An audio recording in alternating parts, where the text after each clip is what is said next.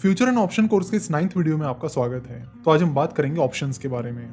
Derivative market में दो contracts काफी ज्यादा पॉपुलर है, फ्यूचर कॉन्ट्रैक्ट और ऑप्शंस कॉन्ट्रैक्ट। फ्यूचर कॉन्ट्रैक्ट की तरह ही ऑप्शंस कॉन्ट्रैक्ट का इस्तेमाल आप हेजिंग के लिए कर सकते हो। चलो तो शुरुआत में देखते हैं कि ऑप्शन कॉन्ट्रैक्ट कैसे काम करता है। बेसिकली ऑप्शन कॉन्ट्रैक्ट एक इंश्योरेंस प्लान की तरह काम करता है। जैसे कि फॉर एग्जाम्पल हम इंश्योरेंस तभी निकालते हैं जब हमें लगता है कि उस चीज से रिलेटेड विपरीत कुछ हो सकता है।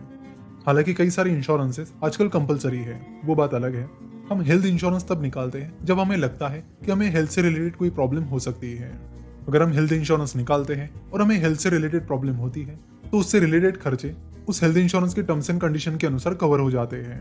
यानी अगर आपको लगता है कि आपकी हेल्थ को कुछ हो सकता है तभी आप हेल्थ इंश्योरेंस निकालते हो, और अगर सही में आपको जैसा लगता है वैसा होता है, यानी आपको हेल्थ से रिलेटेड प्रॉब्लम होती है, तो वो इंश्योरेंस आपके हेल्थ से रिलेटेड एक्सपेंसेस कवर कर लेता है। लेकिन अगर जैसा आपने सोचा वैसा नहीं होता है तो ऐसी केस में आपने जो प्रीमियम पे किया है वो आपका वेस्ट हो जाएगा, यानी आपने पे किया हुआ प्रीमियम आपका लॉस रहेगा। तो इसी तरह ऑप्शन मार्केट में भी यही होता है। अगर आपको लगता है कि किसी शेयर की प्राइस आगे चलकर बढ़ने वाली है तो आप उस केस में कुछ प्रीमियम पे करके कॉल ऑप्शन खरीद लेते हो। वही जब आपको लगता है कि किसी शेयर की प्राइस नीचे जा सकती है तो अगेन आप कुछ प्रीमियम पे करके पुट ऑप्शन खरीद लेते हो। नाउ लेट से आपको लगता है कि किसी शेयर की प्राइस बढ़ने वाली है और आप उसका कॉल ऑप्शन खरीद लेते हो। तो ऐसी केस में अगर शेयर प्राइस सही में बढ़ जाती है और आपने जितना प्रेडिक्ट किया था उस प्राइस पर जाकर पहुंचती है तो आपको फायदा मिलता है। लेकिन अगर ऐसा नहीं होता है या शेयर प्राइस नीचे चली जाती है तो फिर आपको नुकसान होगा और आपने पे किया हुआ जो प्रीमियम रहेगा वही आपका नुकसान होगा। तो आज के इस लेक्चर में हम कुछ थियोरेटिकल चीजों के बारे में बात करेंगे और अगले लेक्चर से हम प्रैक्टिकल चीजों के बारे में बात करेंगे। तो अभी हमने बात की कॉल ऑप्शन खरीदने के बारे में और पुट ऑप्शन खरीदने के बारे में। तो जो लोग कॉल ऑप्शन खरीदते हैं उन्हें कॉल होल्डर कहा जाता है, और जो लोग पुट ऑप्शन खरीदते हैं उन्हें पुट होल्डर कहा जाता है। वही जो लोग कॉल ऑप्शन बेचते हैं उन्हें कॉल राइटर कहा जाता है, और जो लोग पुट ऑप्शन बेचते हैं उन्हें पुट राइटर कहा जाता है। Don't worry about all this things. जैसे जैसे हम ऑप्शन सीखते चले जाएंगे वैसे वैसे सारी चीजें आपको क्लियर हो जाएगी।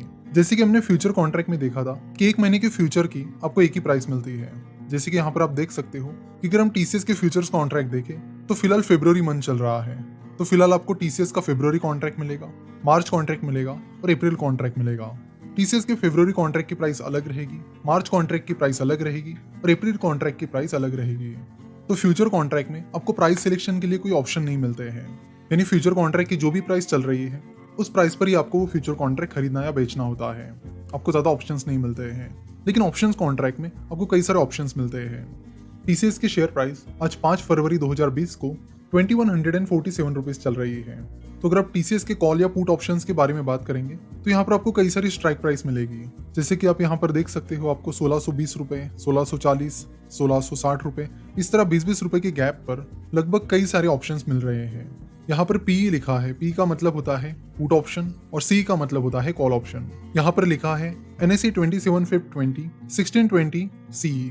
एनएससी यानी स्टॉक एक्सचेंज कौन सा एनएससी या बीएससी है, उसके बाद उसके एक्सपायरी डेट है 27 फरवरी 2020, 1620 उसकी स्ट्राइक प्राइस है और सी का मतलब है कि वो कॉल ऑप्शन कॉन्ट्रैक्ट है।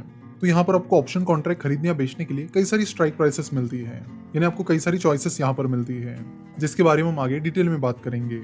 तब तक समझ लेते हैं कि कॉल ऑप्शन एग्जैक्टली कैसे काम करते हैं। लेट्स अज्यूम कि आपको लगता है कि एबीसी नाम के शेयर की प्राइस 1050 रुपए के ऊपर जा सकती है, इसलिए आप 1050 रुपए की प्राइस पर एबीसी कंपनी का ऑप्शन कॉन्ट्रैक्ट खरीद लेते हो।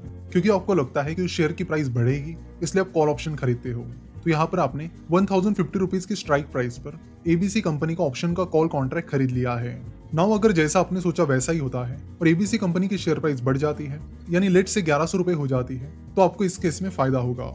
उस कॉल ऑप्शन की जो एक्सपायरी डेट है उस दिन अगर एबीसी कंपनी की शेयर प्राइस 1100 रुपए होती है तो इस केस में आपको फायदा होगा। आपको कितना फायदा होगा, तो एक्सपायरी डेट की शेयर प्राइस दैट इज 1100 रुपए माइनस स्ट्राइक प्राइस जो कि इस केस में 1050 रुपीज थी, माइनस जितना प्रीमियम आपने उस कॉल ऑप्शन को खरीदने के लिए पे किया है वो is equal to 1100 minus 1050 minus let's assume कि उस कॉल ऑप्शन को खरीदने के लिए आपने 10 रुपए का प्रीमियम पे किया था, तो 10 रुपए इज इक्वल टू 40 रुपीज। तो इस केस में 40 रुपए का आपको फायदा हुआ है।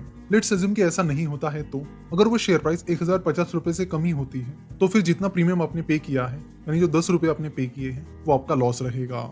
इसके अपोजिट पुट ऑप्शन काम करता है। लेट्स अज्यूम कि आपको लगता है कि एबीसी कंपनी की शेयर प्राइस 1050 रुपए से कम हो सकती है, इसलिए आप 1050 रुपए की प्राइस पर उसका पुट ऑप्शन खरीद लेते हो, जिसके लिए आप 10 रुपए का प्रीमियम पे करते हो। तो अगर एबीसी की शेयर प्राइस उसकी एक्सपायरी के दिन 1000 रुपए हो जाती है, तो उस केस में आपको स्ट्राइक प्राइस माइनस एक्सपायरी के दिन की शेयर प्राइस माइनस प्रीमियम कितना प्रॉफिट होगा, यानी 40 रुपए का प्रॉफिट होगा। अगर शेयर प्राइस 1050 के नीचे नहीं जाती है, तो जितना प्रीमियम आपने पे किया है उतना ही आपका लॉस होगा। तो पुल ऑप्शन और कॉल ऑप्शन कुछ इस तरह वर्क करते हैं। आशा करता हूं कि आपको ऑप्शन कॉन्ट्रैक्ट के बेसिक्स के बारे में अब समझ गया होगा। अगले लेक्चर में हम इसे और डिटेल में समझेंगे। वीडियो देखने के लिए और हमसे जुड़े रहने के लिए आपका बहुत बहुत धन्यवाद।